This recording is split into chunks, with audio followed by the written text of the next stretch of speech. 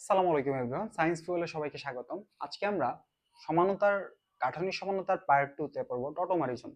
তো টটোমারিজমের আরো কতগুলো নাম আছে, যেগুলোকে বলি হচ্ছে আমরা গতিশীল সমানতা,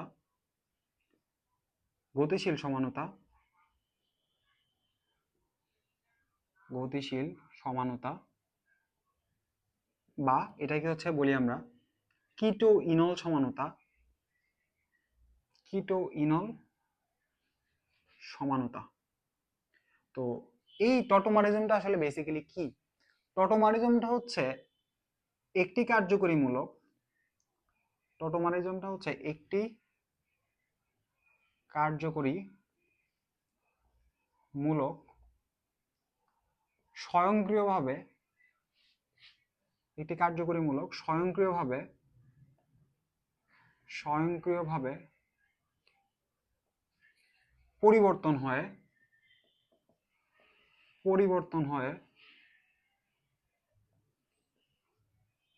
অন্য একটি কার্যকরী মূলকে পরিণত হবে, অন্য একটি কার্যকরী মূলকে পরিণত হবে। তো এই জিনিসটাকে বলি হচ্ছে আমরা টটোমারিজম। তাহলে যদি একটা কার্যকরী মূলক পরিবর্তন হয় স্বয়ংক্রিয়ভাবে, এখন জিনিসটা যত ইজিলি বললাম, জিনিসটা তত ইজি না। তাহলে জিনিসটা ঠিক হয় কি? এই টটোমারিজম প্রদর্শনের জন্য আমাদের কতগুলো কন্ডিশন লাগে। কি কন্ডিশন লাগে?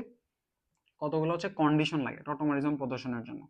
হ্যাঁ, এক নম্বর কন্ডিশন হচ্ছে আলফা হাইড্রোজেন থাকতে হবে। এক নম্বর কন্ডিশন হচ্ছে আলফা হাইড্রোজেন থাকতে হবে। দুই নম্বর কন্ডিশন হচ্ছে যে যৌগটা টটোমারিজম দেখাচ্ছে সেই যৌগটাতে কার্বনিল গ্রুপ থাকতে হবে, সেই যৌগটাতে কার্বনিল গ্রুপ থাকতে হবে। এখন চলো এই দুটো কন্ডিশন ফিল আপ করে, তাহলে এই দুটো কন্ডিশন ফিল আপ করে নাকি বলতো? সবচেয়ে ইম্পর্টেন্ট এমসিকিউ যেটা আসবে সেটা হচ্ছে কারা টটোমারিজম দেয় না। তো যেহেতু আমরা একটু আগেই দেখছি যে টটোমারিজম প্রদর্শনের দুটো কন্ডিশন আছে, একটা হচ্ছে আলফা হাইড্রোজেন থাকতে হবে আর একটা হচ্ছে কার্বনিল গ্রুপ থাকতে হবে। এখন কারা হচ্ছে টটোমারিজম দিবে না?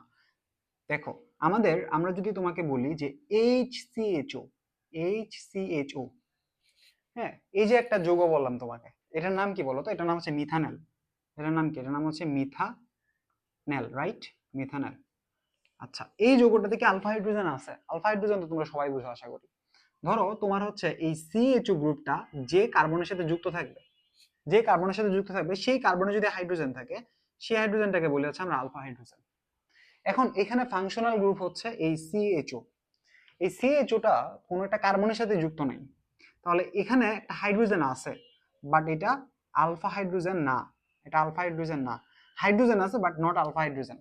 তাহলে এই CHO হচ্ছে আমাদের কিটোনল সমন্বয়টা দিবে না, কিটোনল সমন্বয়টা হচ্ছে দিবে না। তারপর আমি যদি তোমাকে বলি যে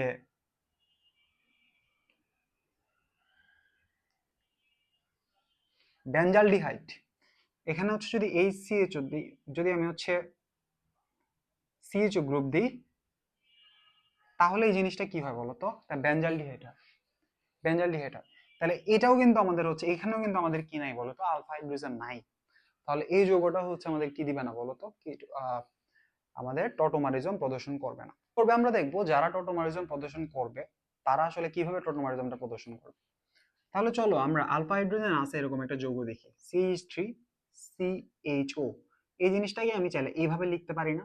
আলফা হাইড্রোজেন আছে, কোনো সমস্যা নেই। এই যে এই কার্বনটার সাথে এই কার্বনটা যে কার্বনের সাথে যুক্ত, সেই কার্বন হচ্ছে হাইড্রোজেন আছে, তাহলে হচ্ছে আমাদের এটা আলফা কার্বন, আলফা হাইড্রোজেন আছে। এখন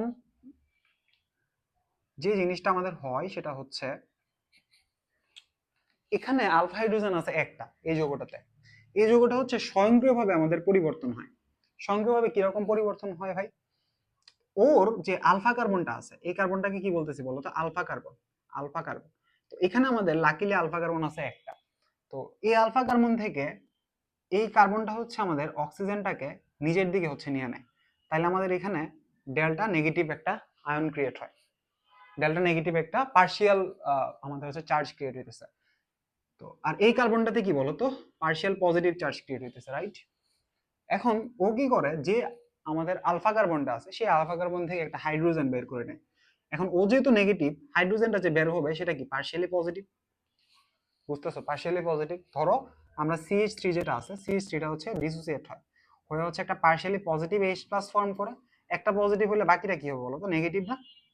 পার্শিয়ালি নেগেটিভ। তার মানে কি, এটা হচ্ছে ইলেকট্রন ডেন্স, ইলেকট্রন ডেন্স মানে ওর ইলেকট্রন ডেন্সিটি বেশি।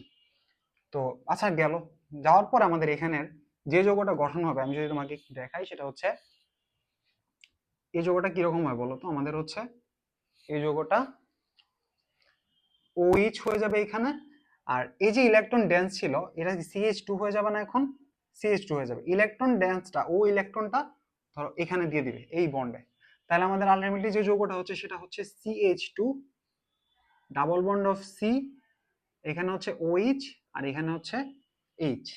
এখন জিনিসটা যদি আমি আরেকটু ভালোভাবে বুঝাতে চাই তাহলে জিনিসটা কেমন হবে, আমাদের আগে ছিল হচ্ছে যৌগটা এরকম, আমাদের আগে ছিল হচ্ছে যৌগটা এরকম, এখানে হচ্ছে সি ছিল, এখানে ছিল হচ্ছে ডাবল বন্ড অফ ও, এখানে ছিল CH3। এই যৌগটা থেকে দেখো এটা ছিল একটা কার্বনিল গ্রুপ, এটা থেকে হচ্ছে একটা অ্যালকোহল গ্রুপ হয়ে যেতেছে।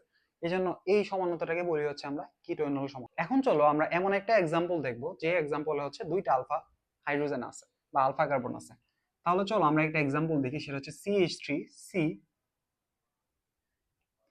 Double bond of O CH2 CH3। এই যে আমরা দুইটা আমরা হচ্ছে এমন একটা এক্সাম্পল নিলাম যেটাতে হচ্ছে আমাদের কি আছে বলতো, দুইটা আলফা কার্বন আছে। তাহলে এটা হচ্ছে স্বয়ংক্রিয়ভাবে আমাদের আরেকটা ফাংশনাল গ্রুপে পরিবর্তন হবে, এই আমাদের কার্বনিল গ্রুপটা। তাহলে সেম ভাবে আমাদের ও হচ্ছে ইলেকট্রনকে নিজের দিকে নিবে, নেওয়ার পর এখন কথা হচ্ছে আমার এখানে আলফা কার্বন দুইটা, কোন আলফা কার্বন থেকে হাইড্রোজেনটা যাবে সেটা বোঝার জন্য আমাদের আরেকটা ক্লাস আমরা আপলোড করব, যেখানে আমরা বুঝাবো হচ্ছে size of rule. Size of rule এই জিনিসটা একটু ওভারল্যাপ করবে এখানে। সাইজ অফ নীতিটা হচ্ছে যে আলফা কার্বনে হাইড্রোজেন কম সেই আলফা কার্বন থেকে আমাদের হাইড্রোজেনটা যাবে অপসারণ বিক্রিয়ায়। তাহলে এই আলফা কার্বনে কি হাইড্রোজেন কম না, এই আলফা কার্বনে হাইড্রোজেন কম, তাহলে এই আলফা কার্বন থেকে হাইড্রোজেনটা এখানে যাবে। যাওয়ার পর যে আমাদের যে পাই ইলেকট্রনটা ছিল, পাই ইলেকট্রনটা আসলে বেসিক্যালি এখানে আসবে। তাহলে এখানে আসার পর আমাদের ফাইনালি এদিকের কম্পাউন্ডটা কি হচ্ছে CH3 C, এখানে হচ্ছে OH, এখানে হচ্ছে ডাবল বন্ড অফ CH আর এদিকে হচ্ছে CH3। তাহলে এটা হচ্ছে আমাদের কিটোনের ক্ষেত্রে যে টটোমারিজমটা আছে সেই টটোমারিজমটা। হোপফুলি তোমরা সবাই টটোমারিজম বুঝতে পারছো, এবং পরীক্ষায় আসলে এডমিশন টেস্ট হোক বা একাডেমি হোক তোমরা টটোমারিজমটা পরীক্ষায় অ্যান্সার করতে পারো।